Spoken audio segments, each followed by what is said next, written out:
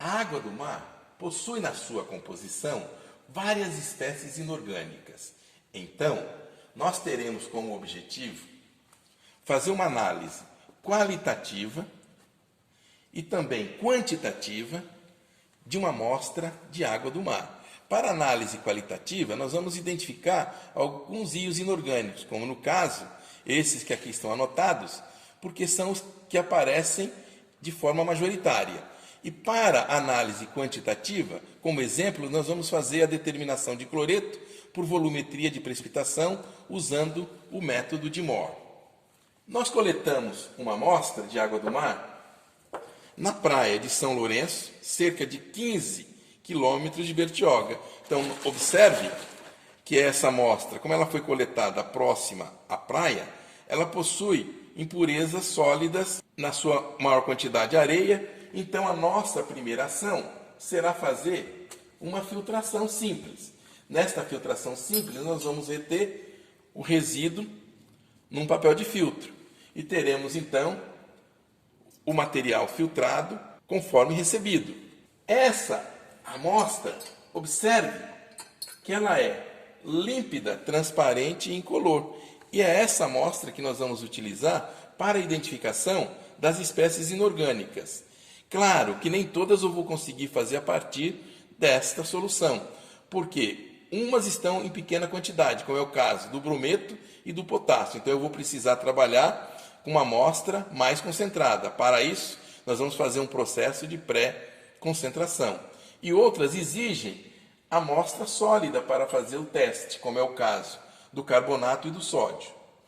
Então, para que eu consiga fazer esse processo de pré-concentração, nós podemos pegar uma chapa de aquecimento com agitação magnética, um becker, onde nós podemos uma certa quantidade de água, de massa conhecida. No seu interior, vamos colocar uma barra magnética, porque quando nós iniciarmos o aquecimento, esse aquecimento será realizado sob agitação. E isso nós vamos fazer, esse aquecimento até evaporação total. Posteriormente, faremos a secagem do resíduo e aí nós teremos um material como esse mostrado aqui no becker número 2, que é um sólido branco.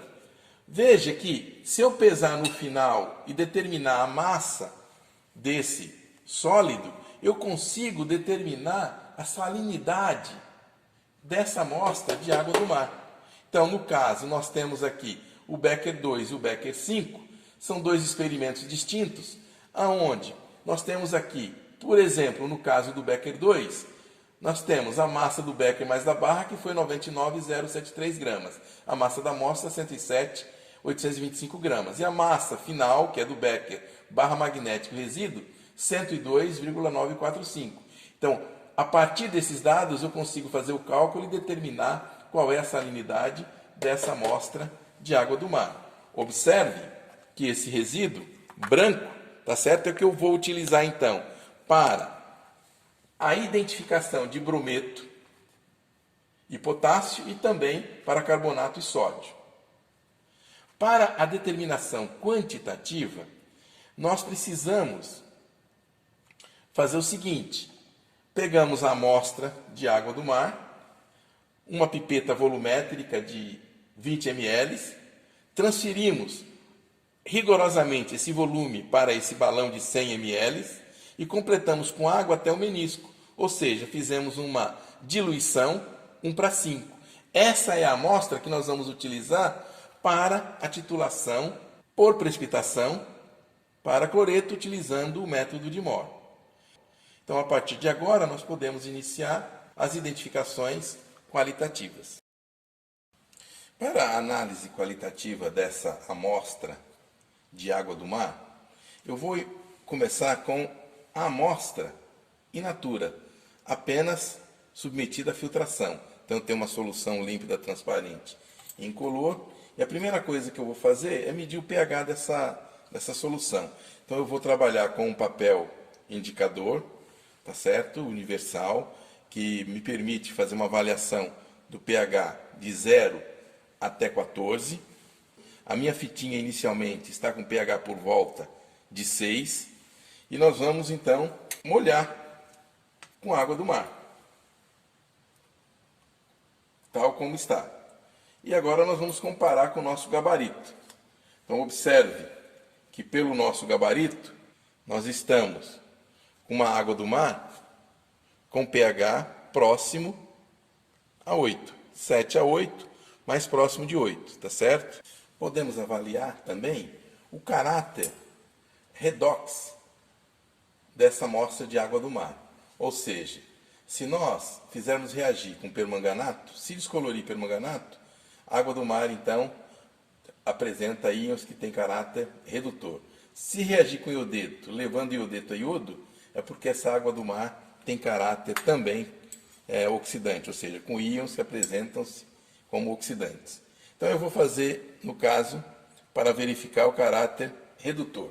Então vamos pegar uma alíquota dessa amostra de água do mar. O ensaio envolve acidular com ácido sulfúrico diluído, que é um ácido forte, pequena quantidade do ácido, e aí nós vamos adicionar uma gota de uma solução diluída de permanganato de potássio. Se a solução permanecer violeta, significa que o permanganato não foi descolorido. Porém, se a solução for descolorida, significa dizer que tem íons redutores. Então adicionamos permanganato, solução diluída. Observe que ainda não posso afirmar que o meio não é redutor. Vou pegar agora o bico de Bunsen e vou aquecer. Então, um leve aquecimento. Veja que o vidro é mau condutor de calor. Eu estou segurando na parte de cima. Embaixo, mesmo que estando muito quente, em cima eu consigo segurar com a ponta dos dedos sem nenhum problema. Observe que a água do mar, contendo então permanganato, descoloriu o permanganato, levando o permanganato de manganês 7 a manganês 2, ou seja, existem íons que são redutores, como no caso que nós temos na água do mar o íon cloreto. A alíquota de água do mar, verificar se existem espécies oxidantes. Vamos acidular também com ácido sulfúrico diluído e vamos adicionar o iodeto.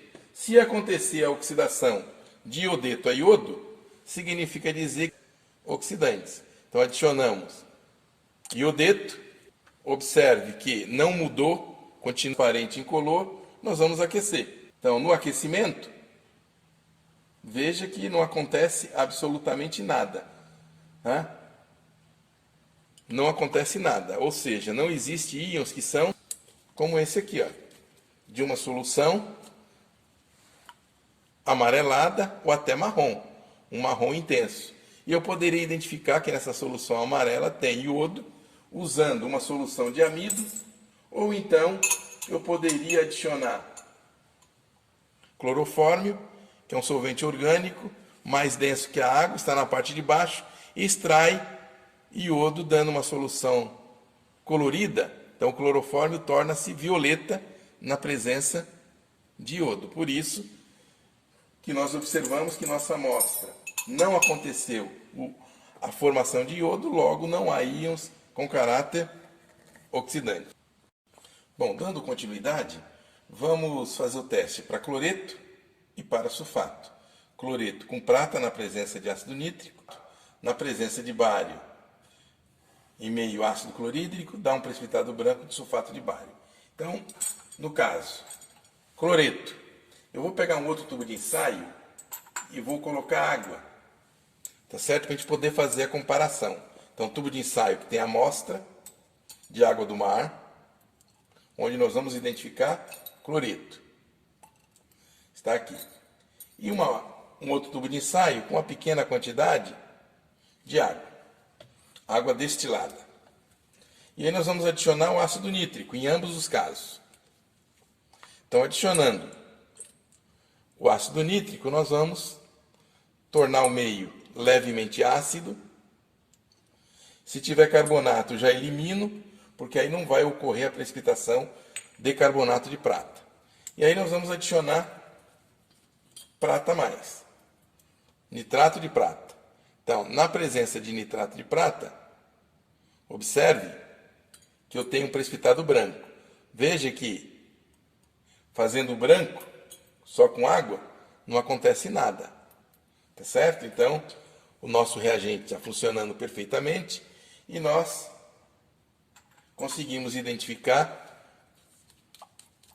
cloreto na forma de cloreto de prata. Eu posso fazer o seguinte: se eu adicionar hidróxido de amônio, esse precipitado dissolve. Então eu vou retirar uma pequena quantidade dele com outro tubo de ensaio, ficar apenas só com precipitado, só com sólido. E aí nós vamos adicionar hidróxido de amônio. Então, na presença de hidróxido de amônio, dissolve para a formação do diamim prata. Então, agitando, dissolveu completamente. Fica identificado o cloreto na amostra de água do mar. Da mesma forma, nós vamos fazer para sulfato. Vamos pegar um tubo de ensaio, vamos adicionar água do mar, vamos tornar o meio levemente ácido, de ácido clorídrico, porque nós vamos eliminar carbonato, e vamos adicionar nitrato de bário, uma solução de nitrato de bário, carregando consigo o íon de bário, 2+, se acontecer precipitação, só pode ser sulfato. Então observe que nós temos a precipitação, formação de um precipitado branco que corresponde a sulfato de bário. Então mesmo que eu adicione mais ácido, esse precipitado ele é insolúvel, não dissolve na presença de ácido clorídrico. Tá certo? Então fica confirmado a presença de sulfato na água do mar. Bom, preparamos as duas amostras para brometo e para potássio, partindo então da amostra sólida do resíduo de água do mar. Então vamos fazer o teste para brometo inicialmente. Então, na presença de ácido sulfúrico, clorofórmio para extração de bromo, e por último, vamos adicionar a água de cloro, que é o nosso reagente, para oxidar brometo a bromo. Então, gotinha de água de cloro. Opa, já deu para perceber um amarelinho lá em cima. Certo? Então agora vamos agitar.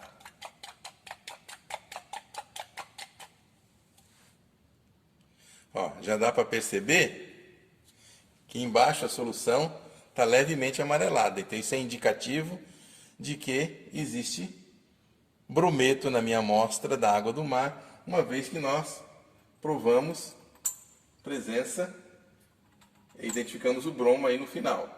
Tá certo? Tá? Então fica mais do que fica confirmado. Então esse amarelinho claro indica a presença de bromo. Então fica confirmada a presença de brometo na água do mar. Vamos fazer o teste para potássio. Então, potássio, vamos adicionar ácido perclórico e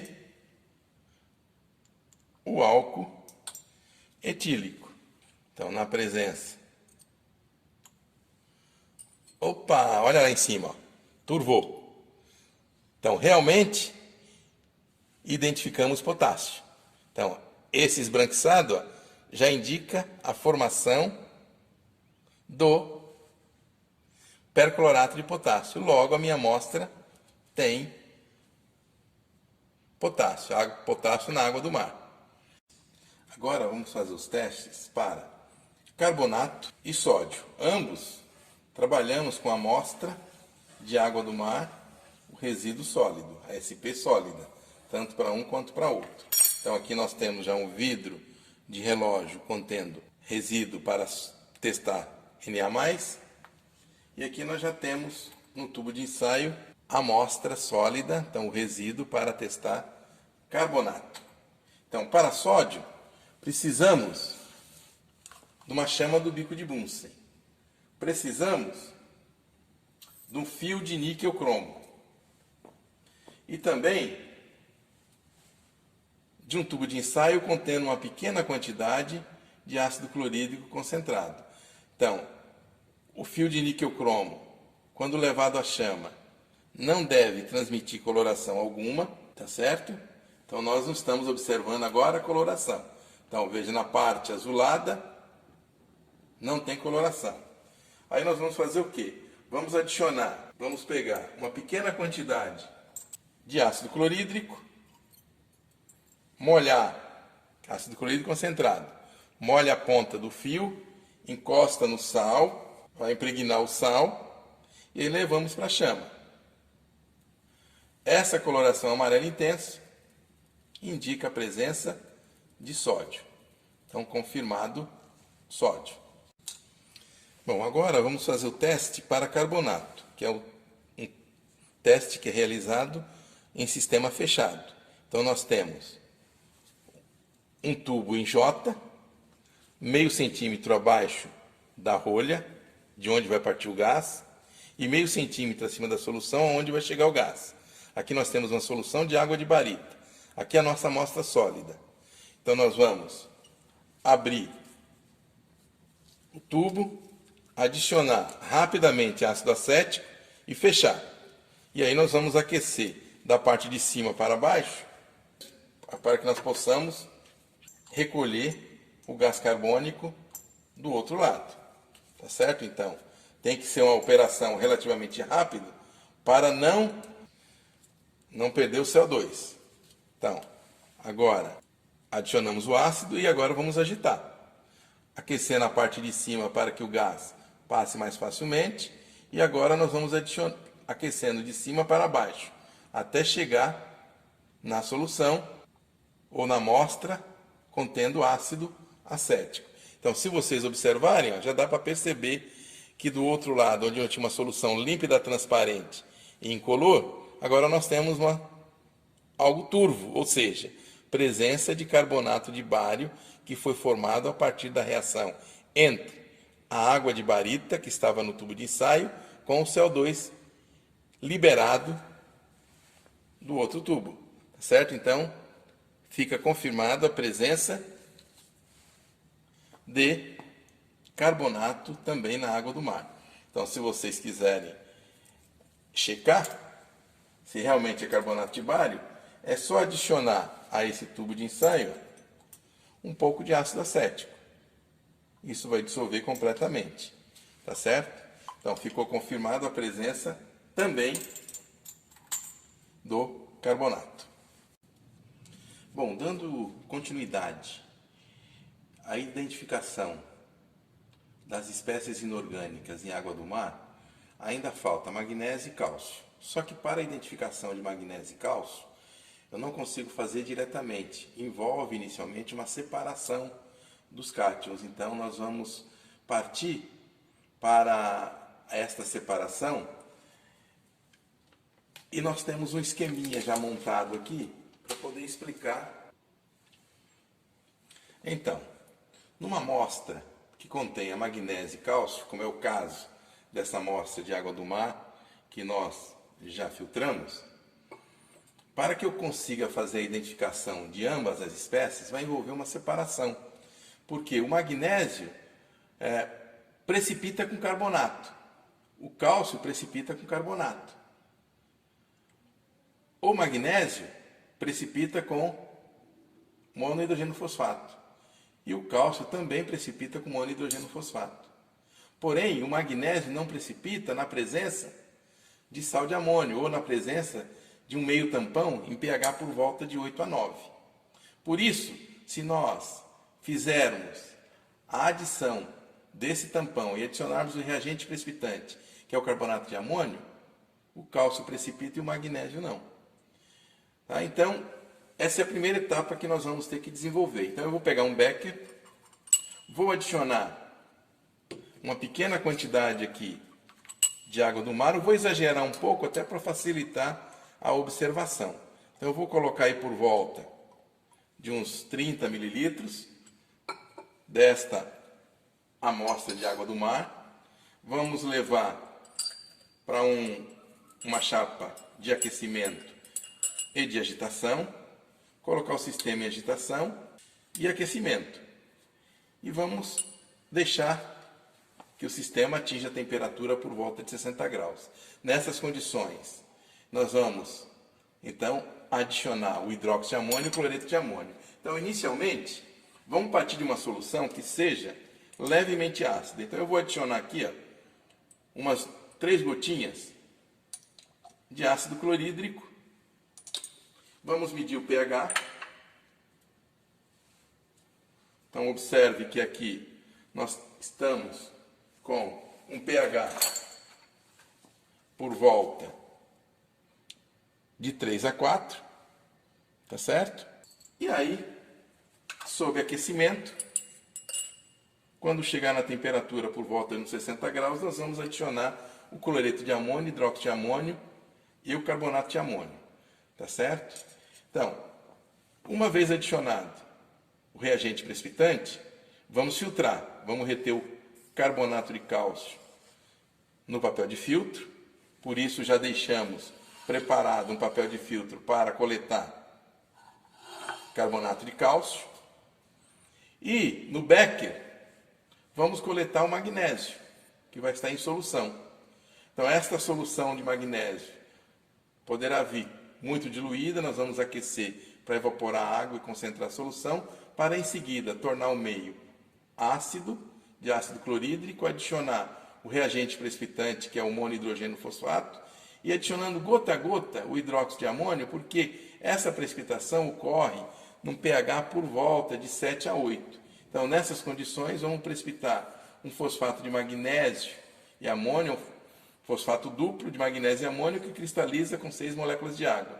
Numa precipitação rápida, tem os cristais em formato de estrela que eu posso ver ao microscópio, ou então, se a precipitação for lenta, nós vamos observar um outro aspecto a esse precipitado, tá certo? Algo que torna-se com um arranjo cristalino melhor ordenado. Então, precipitação rápida e precipitação lenta. Bom, eu posso também fazer o seguinte, tornar o meio ácido e adicionar hidróxido de sódio. Quando adicionar hidróxido de sódio, eu vou precipitar o hidróxido de magnésio, que apresenta uma coloração esbranquiçada e é um precipitado amorfo.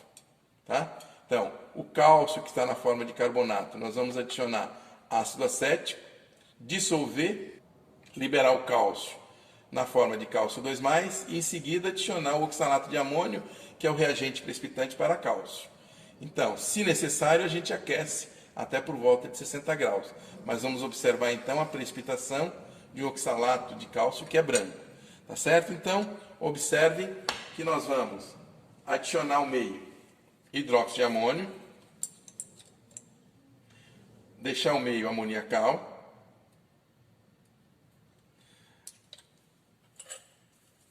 se vocês observarem, ó, à medida que o meio vai ficando alcalino, já começa a aparecer uma turvação nesta solução, tá certo? Devido à precipitação de hidróxido de magnésio. Tá? Então, turvo tem hidróxido de magnésio no meio, que precipita. Agora nós vamos adicionar o quê? O cloreto de amônio para formar o tampão. Então, esse precipitado que acabou se formando, ó, ficou turvo, deve se dissolver na hora que nós adicionarmos, ou no momento que adicionarmos, o cloreto de amônio. Então, veja que já tornou-se límpido e transparente incolor novamente. Não tem mais o esbranquiçado no meio. Nós estamos com uma solução que tem um pH que está aí por volta de 9, olha lá, por volta de 9. Nessas condições, o magnésio não precipita, nem como hidróxido e nem como carbonato. E agora, nessas condições, que eu já tenho aqui uma temperatura aproximadamente 60 graus, nós vamos adicionar o reagente precipitante, que é o carbonato de amônio. Então, quando adicionarmos carbonato de amônio, observe que ocorre a formação do precipitado branco. Ó, turvou completamente, formação de um precipitado branco, que é o carbonato de cálcio, porque o magnésio não precipita nessas condições. A diferença de produto de solubilidade entre carbonato de cálcio e carbonato de magnésio é de 10.000 vezes, ou seja, enquanto o cálcio precipita, o magnésio não precipita nessas condições. Então nós temos agora que deixar em aquecimento por alguns instantes, pelo menos uns 2 a 3 minutos, e aí nós vamos fazer a filtração. Então vocês observaram que eu adicionei carbonato de amônio em grande quantidade, ou seja, eu preciso garantir o excesso, por isso que eu fiz essa adição acentuada em quantidade de carbonato de amônio. Eu preciso garantir a total precipitação do cálcio. E aí eu posso começar a filtração.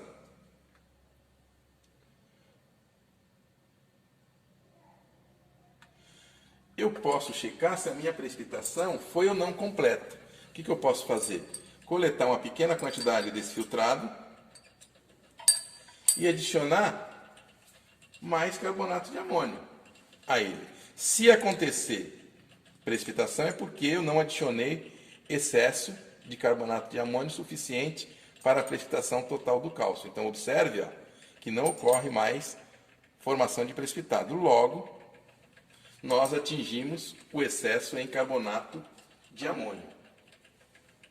Então vamos prosseguir com a nossa filtração.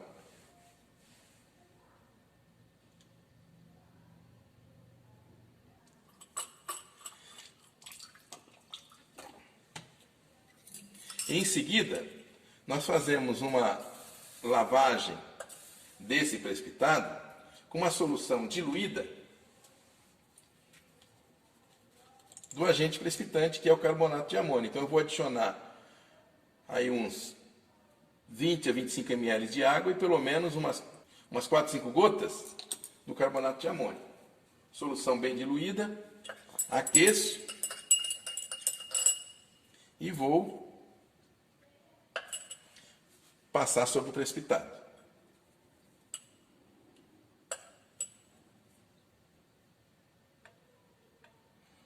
Que aí eu consigo retirar todo o magnésio que possa estar molhando esse precipitado de carbonato de cálcio. Faço essa lavagem pelo menos 2 a 3 vezes.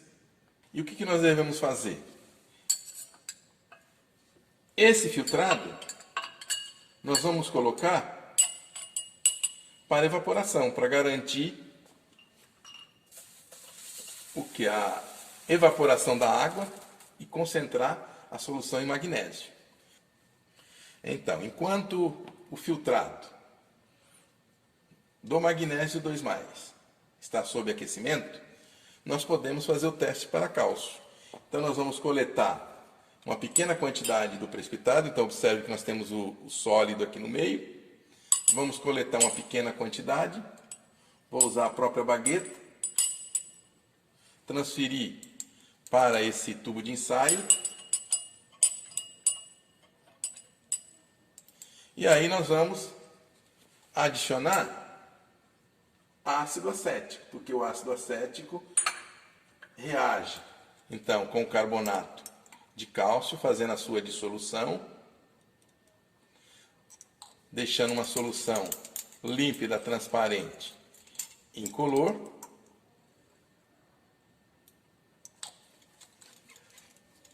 Podemos aqui diluir um pouco. E agora nós vamos adicionar o reagente precipitante para cálcio, que é o oxalato de amônio. Então, na presença de oxalato de amônio, se tem cálcio, ocorre a formação de um precipitado branco. Então, observe que eu nem precisei fazer um aquecimento a 60 graus. A quantidade de cálcio presente já é suficiente para que eu consiga fazer essa identificação. Então está provada a presença de cálcio nessa amostra de água do mar. E aqui nós temos o becker que está sob aquecimento para evaporar a água e concentrar em magnésio. O que eu vou fazer? Coletar 2 amostras Vamos ver se a quantidade que existe aí é suficiente para que nós possamos fazer a identificação. Então, essa amostra contendo magnésio, nós podemos adicionar hidróxido de sódio. Tá certo? Com hidróxido de sódio, se tem magnésio, elevando o pH acima de 9 para 10, 11, se tem magnésio, ocorre a formação de um precipitado branco amorfo. Então, já dá para vocês perceberem, ó, que essa amostra que tinha magnésio, ela está turva. Tá? Ou seja, a precipitação do hidróxido de magnésio. Ou então, nós podemos fazer o quê? Adicionar ácido clorídrico, meio ácido. Então, eliminar carbonato. E em seguida, nós vamos adicionar o reagente precipitante, que é o monohidrogênio fosfato. Então, o monohidrogênio fosfato vai ser adicionado. Nós não observamos precipitação, porque para acontecer a precipitação, o meio tem que estar por volta de um pH 7 a 8. Então, agora nós vamos adicionar o hidróxido de amônio. Tendo magnésio, ocorre a formação de um precipitado branco. Então, gota a gota,